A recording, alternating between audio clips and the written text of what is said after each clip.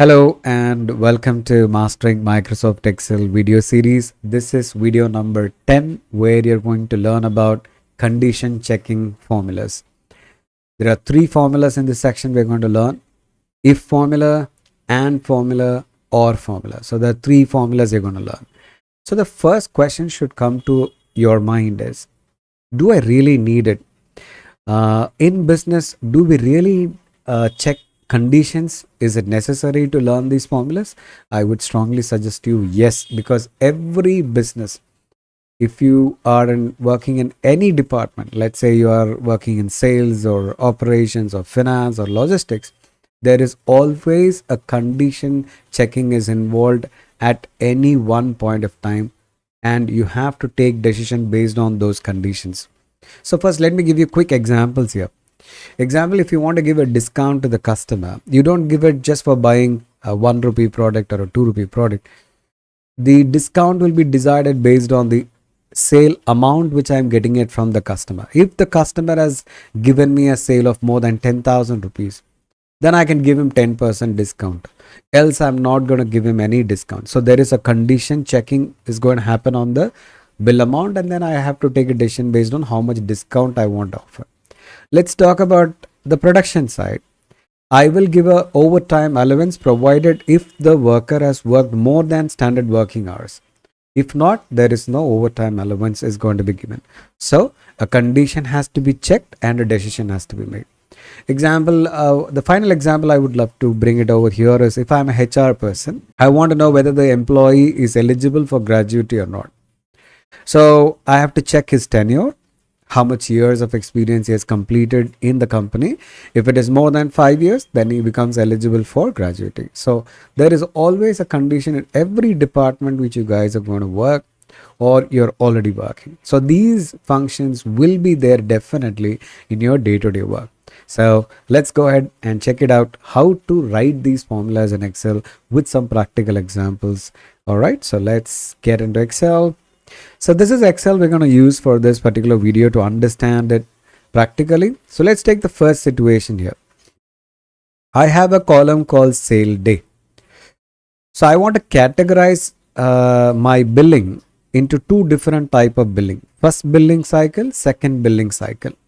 So how do I categorize a transaction? When I say transaction, I'm talking about one row date. How do I categorize this transaction, whether it is first billing cycle or second billing cycle, is based on the day on which the sale has happened. If the sale has happened before the 15th of every month, either 15th or before 15th, then I'm going to say it is first billing cycle. Else, I'm going to say it is second billing cycle. So here I have a condition to check on the sale day and a decision to make whether it is first billing cycle or second billing cycle. But I have to check only one condition on a value. So I'm going to write a simple if formula here. So let's go ahead and start exploring it. So I'm going to just insert a column right after the sale day. Let's put this title billing cycle. Let's start writing equal to if open bracket. So there are three inputs for this formula: logical test, value if true, value if false. What is meant by logical test? The condition which you want to check on your value. So which is the value I want to check? This value. And what is the condition I want to check on it? Whether it is less than or equal to 15. So logical test means what is the condition you want to check on your value? That is the logical test. So comma, that takes me to the second input of the formula, where it is asking value if true. So it's asking, hey, you're checking whether the sale day is less than or equal to 15. If the condition is satisfied, what you want to do? So value if true means if the condition which I'm checking, if it is satisfied, what I want to do, it is asking me, I want to display simply the word first billing cycle. So it's a text. I need to put it in double quotes. I'm going to say first billing cycle, comma. That takes me to the third input of this formula, the final input of this formula, where it is asking if the condition is not met, what you want to do. Value if false. If the condition is returning false, if the condition is not met, what I want to do, if it is not less than or equal to 15, obviously the value is going to be more than 15. So that means I'm going to put that into second billing cycle. So close the double quotes. The reason why I'm using double quotes here, because the value which I'm trying to display is a text. If it's a number, I can directly type that. There is no need for double quotes at all. So I'm going to close the braces. That completes our formula. So the first input is the condition which you want to check on your value. The second input, what you want to do if the condition is satisfied. The third input, what you want to do if the condition fails. So that's what we have seen right now. Hit enter. So let's see. It's after 15. So it has come in correctly. So let's go ahead and double click. And you could see it has automatically checked each value and displayed the respective billing cycle based on the condition status. So let's do one more example right now. Okay. Now let's take this situation on the unit supplied. If the unit supplied is more than 500, I want to offer 10% discount to the customer. Okay. So what I want to offer, 10% discount to the customer if the number of units purchased from my side is more than 500. So all I want to calculate in this column is discount amount. Okay. So let's go ahead and write this formula here. What is the value I want to check? Unit supplied. And what is the condition I want to check? Whether it is more than 500. What is the decision I want to make here? If it is more than 500, 10% discount, else no discount at all. Okay. So let's go ahead and write equal to if open bracket logical test. What is the condition you want to check on your value? Which value? Units. And what's the condition you want to check? Whether it is more than 500, comma. It's asking value if true. If your condition satisfies, what you want to do? You want to give him 10% discount on the bill amount. So bill amount multiplied with 10%. So this 10% calculation will happen only if the condition is satisfied, else it's not going to happen. Comma, it's asking if it is not greater than 500, what do you want to do? There is no discount to be offered to the customer. So we're going to say 0, close the bracket. Hit the enter. As you could see, because the units is more than 500, 10% of the value is calculated. There are places where you can see 0. Obviously, the unit supplied is not more than 500. So here, what is the difference between this if formula, what we wrote first time, and the second if formula? What I'm trying to show you here is the first if formula, what we wrote was simply displaying a value for the conditions. The second if formula, what you guys have done is showing that I can not only display a value, I can also perform calculations. So you can check a condition. So choice for you is either you can simply display a value. Choice number 2, you can also perform calculation. What is my choice number 3? Now let's see what is the choice number 3. So let's take another example right now. So I have this 10% calculation, what we did right now. We'll just expand this part. We will say this 10% calculation will happen only for territory 1. Not for all the territories, only for territory 1. I'm going to give this 10% discount if the units are more than 500. Let me repeat it. I will give this 10% discount if the units are more than 500, but it should be from territory 1. Okay.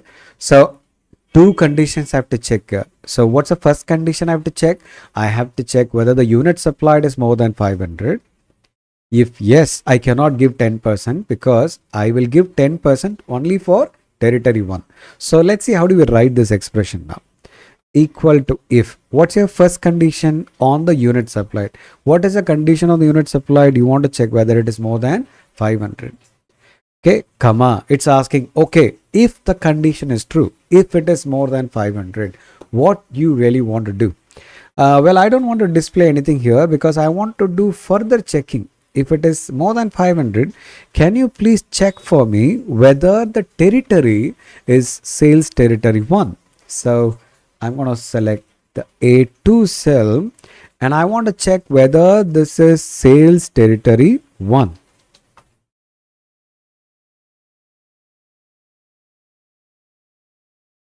Whether it is sales territory 1. So now what's the third choice? If a condition is met, you can also check another condition. That is what this example is proving. If the condition greater than 500 is getting satisfied, then I'm going to check whether it is territory 1. It's asking, okay, if it is territory 1, what do you want to do? Well, I'm going to give 10% discount. So 10% multiplied with the bill amount. So this multiplication operation will happen only for territory 1 if it is territory 1, if it is not territory 1, value if false. If it's not territory 1, no discount, 0. So I want to close the bracket, but this bracket which I'm closing is not for the first if formula, it's for the second if formula, the second if which is checking the territory part. Okay, so as you can see, Excel is also helping you by giving you a differentiation in the bracket color as well. So I'm going to close. You can see the moment I close this bracket, the prompt also got shifted to the first if formula. So it is telling you that, hey, you're done with this if, now start focusing on this if right now. So if the quantity is more than 500, you are going to check whether the territory is territory 1, and then you're going to give the discount. Now what else? If it is not greater than 500, what do you want to do? That is somewhere we have to define. Where? Right after this if closing bracket, I'm going to put a comma. Now watch it, at the bottom it is asking me value if false. Before I put this comma, it is telling me that, hey, you are still in the true component, you have not fed the false part for this if formula. So we're going to put a comma. Now it's asking, okay, what is the false part for this condition? If it is not greater than 500, what do you want to do? Well, I'm not going to give him any discount if it's not greater than 500, so 0. So close the bracket. Now you could see we have two if formulas and the respective brackets are closed, respective checks are done. For each if formula, there is a true part, there is a false part. Now let's check out the first if formula. This is the condition, and the true part is nothing but the second if formula, and the false part is 0. If you take the second if formula, the condition is checking on the territory part, the true is 10% calculation, false part is displaying the 0. So let's hit enter, and it is saying it is 0. Why? So let's check. What's the mistake? It's still territory 1, but where is the problem? Watch closely. After the word territory, there is a space. So when you write criteria, be careful to feed the values exactly the way it is in the data set. Now watch it. It has calculated it rightly. Now let's go ahead and double click to populate for the rest. Watch it. The earlier one calculated it because it was not checking the territory, whereas this one is checking the territory. It is giving 0. That means even if the value is more than 500, but the territory was not 1, it is 3. So that's why we did not get the discount. So this is the third example where I'm showing you that you can check a condition, and the condition result, if it is true, you can check another condition. Okay, so it is possible to do such kind of multiple condition checking as well. So when you write one if inside the other if formula, those kind of if formulas are called nested if formulas. Nesting means grouping. So you're writing one if inside the other one. You can club 3, 4, 5, how many ever ifs you wanted, but just make sure that don't overcomplicate it, because if anything goes wrong, troubleshooting will also become complicated. So think wisely and then build your formula. As we look up in the coming up videos, I will also show you how you can manage these kind of things much more easily rather than writing multiple if formulas together. Yeah, so do keep watching the videos from our channel so that you will know what's the best alternative for these kind of approaches. But the scope for this video is to learn these formulas, and we are showing you how do you do this multiple condition check. Now last example of this video. So see here, the last formula what you wrote, it was multiple condition checking in multiple values, one condition on the units and one condition on the territory. But there are situations where you have to check multiple condition on the same value itself.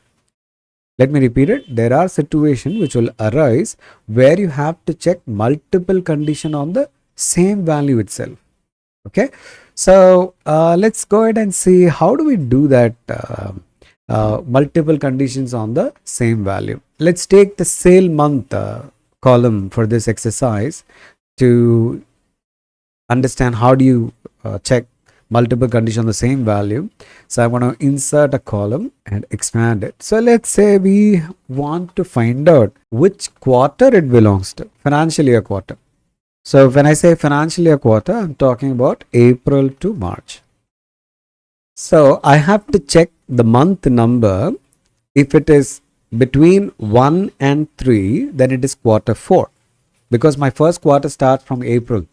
So 4, 5 and 6 is quarter 1, 7, 8, 9 is quarter 2, 10, 11, 12 is quarter 3, 1, 2, 3 is quarter 4. So I have to check multiple condition on the same value. So I have to take this number, I have to check whether it is falling between 1 and 3, or falling between 4 and 6, falling between 7 and 9, or falling between 10 and 12. So I have to check multiple conditions on the same value. So how do I write this such kind of condition checking formulas?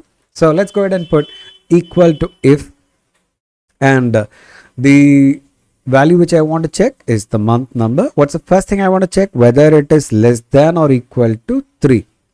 I want to check whether it is less than or equal to 3, comma. It's asking if it is yes, if it is less than or equal to 3, what do you want to show? I want to display that as quarter 4, Q4, comma. If it is not less than or equal to 3, if the value is beyond 3, what do you want to do? I cannot simply say it is quarter 2 or quarter 3 or quarter 1. I cannot say that. I have to check it. So one more if formula is going to come in, and that if is also going to check the same value, but the condition will be whether it is less than or equal to 6. So why am I not checking greater than 4? Reason is, see, when the value is less than or equal to 3, this condition will get satisfied and Q4 will be displayed, and then it comes out of the formula. When this condition will fail, only when the value is beyond 3. Beyond 3 means where the control will come, the control will come to the second if. So when we are in the second if itself, we are very clear that the value is already more than 3. So I don't have to check whether it is greater than or equal to 4 again, because when the control is there, I know it is more than 3. All I have to check whether it is less than 6. Okay, if it is less than 6, what I want to display. If it is less than 6, what I want to say, it belongs to Q1, comma. It's asking, okay, if it is not less than or equal to 6, what do you want to do? Then I cannot still take a decision, because it might fall under between 7 to 9, or it might be 10 to 12 also. So I have to check it. Take the same value. Okay, I know you are more than 6 when you are at this particular if, but all I want to check whether you are less than or equal to 9. If yes, you are quarter 2.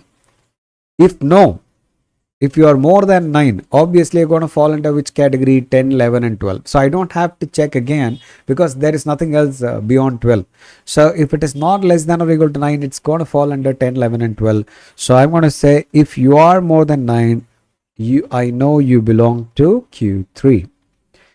Now we have checked all the necessary conditions. We have given the respective results for each of them.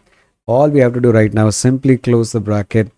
So the innermost if formula will get closed first. The moment I close the bracket, you can see saying that you're done with the third if. Now you focus on the second if, and the cursor is also blinking on the value false. That means you're done with the value false. Close the bracket.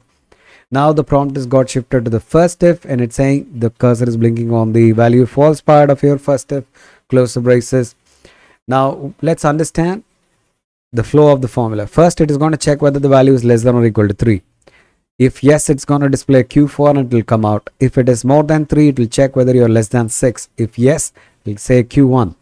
Else, it will go and check whether you're less than 9. If yes, it will say Q2. If no, it will say Q3. Take this first value 4. The first condition will fail. It will jump to the second condition. The second condition will get satisfied. It's going to display Q1. It's going to come out of it. So let's hit enter. Alright, so it has done it perfectly as expected. and you could see the formula how it has worked. We haven't discussed yet about the AND formula and the OR formula. Okay, when do I need the AND formula? When do I need the OR formula? So let's take the previous example what we did before this sales quarter. Remember this one, we checked two conditions, right? We checked whether it is greater than 500, and then we checked whether it is territory 1, and then only we decided to give them the discount. So here, take this situation. I have to check two conditions and then I have to take the decision. So the decision I'm going to take only when both the conditions are satisfied. 10% discount I will offer only when both the conditions satisfies. What are the two conditions it has to satisfy? The units should be more than 500 and the territory should be territory 1. Only when both the conditions satisfies, I'm going to give him 10% discount. If any one condition fails, I'm not going to give him the discount. So let me help you out when to use the AND formula. You got to check multiple conditions, but you need to take the decision only when all the conditions satisfies. Then you should use AND formula. Let me repeat it. You need to check multiple conditions, but you can take decision only when all the conditions satisfies. Then you have to use AND formula. Then when to use OR formula? You have to check multiple conditions, but you can take decision when either one of the conditions satisfies. You got to check multiple conditions. You can take decision when either of the conditions satisfies. Any one condition, if it satisfies, you're okay to go ahead and take your decision. So if you have a situation like that, then you can use OR formula. But if you take the situation here, we have two conditions, but we can give him 10% discount only when both the conditions satisfies, which is unit should be greater than 500 and the territory should be territory 1. So how do I write this formula right now? So let me show you. Yeah, let me expand this. So let's start writing. So equal to AND. So let's write. The first condition which I want to check is on the territory, which is on the A2 cell. I want to check whether it is sales territory 1. So I'm just making sure we don't do that mistake what we did last time. We didn't give that space between the territory and the number 1. Okay, I've typed sales territory 1, comma. So the first input is logical 1. So if you see, the moment I typed AND open bracket, the first input is logical 1. In a simplest way to understand, logical means condition. So it's asking condition 1. So we've defined the condition 1, comma. Logical 2, condition 2. What's your condition 2? Condition 2 is on the unit supplied. So let's go ahead and choose that. And what's the condition on the unit supplied? It should be greater than 500. So you can see at the bottom it says comma logical 3 dot dot. That means you can keep adding how many ever conditions you want to have it. But right now, to take my decision, I just want to make sure these two conditions are satisfied and these two must satisfy, and that's why I'm using AND formula. If either of the one should satisfy means I will be using OR formula. So I'm done with my condition checking through the AND formula. When I hit enter, the AND formula or the OR formula result will be either the word true or the word false. So let's try to understand where we are getting true and where we are getting false. So wherever both the conditions satisfies, we get true. Wherever any one condition or both the conditions have failed, we get false. But what we really need here is not the word true and false. We need the calculation should happen. So whenever you want to replace the true and false to any specific value or any specific calculation, the formula which can help you and very handy is the if formula. So all you got to do, just go to your AND formula and just prefix your AND formula with the if formula. So the first part of the if formula is the condition checking, which is already done by the AND formula. So go to the end of your AND formula right after the closing bracket, comma. It's asking value if true. What you want to do if the condition satisfies? You want to offer him 10% discount. So 10% multiplied with the bill amount, comma. Value if false. If the condition doesn't satisfy, if your AND function gives false, what do you want to do? You want to simply display 0. So close the braces, hit the enter. You could see you are getting the same answer what you got in the last one. This you wrote it by using to if formula. This you wrote it with the help of and if formula together. Yeah, so it's basically up to the convenience of the user. How would you like to go about and approach the solution? So you can write it with multiple if formula, and if you have a clarity that I'm checking multiple condition to take a one decision, then use and or. That is always better. Yeah, multiple conditions to take one decision, it is and formula or formula. Multiple conditions but multiple results, multiple decisions I have to make, then multiple if formulas or nested if formula is a better choice. Only one condition you have to check and take a decision, a simple if formula will get the job done. Okay, so that takes us to the end of the video. So in the place of and, I can also put the or, so that the logic becomes like either of the one condition satisfies, I'm going to give the discount, else no. Okay, so you can try with these formulas from the file available, practice them and check out how you're able to bring the results like the way I got it. If you have any further questions, please put it in the comment section. I would love to respond to that.